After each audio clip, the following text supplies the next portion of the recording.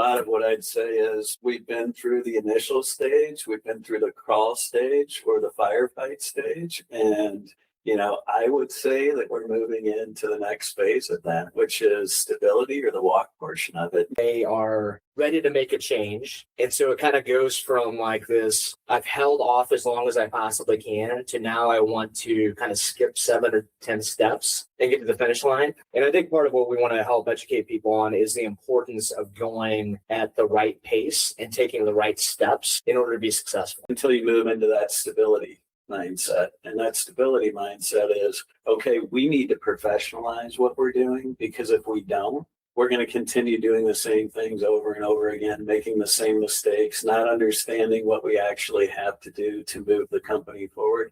And I mean, again, that's not just on the financial side of things, but we professionalize everything in the organization. And have we gotten the founders out of the daily mix, or the founders no longer the ones that people are coming to solve the problems? But to your point, can't skip steps in the process. One of which is, I grow this business without the existing owner. They don't want to start seeing returns 3 or 4 or 5 years ago because they have to come in and do all the work that you didn't do. They want to basically be able to walk into a stabilized foundation, and they want to start growing that business and seeing incremental returns in the first 12 months of their investment, right?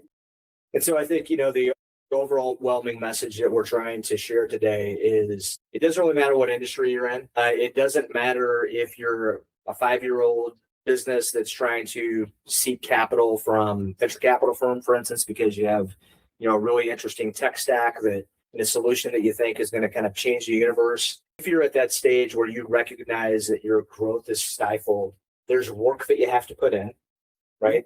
There's no easy button. There's no kind of skipping steps. And candidly, in many of these organizations, to the point that you made earlier, it has taken them a long time to be willing to make the investment because they have to free up the cash to invest in these areas in order to seek the growth.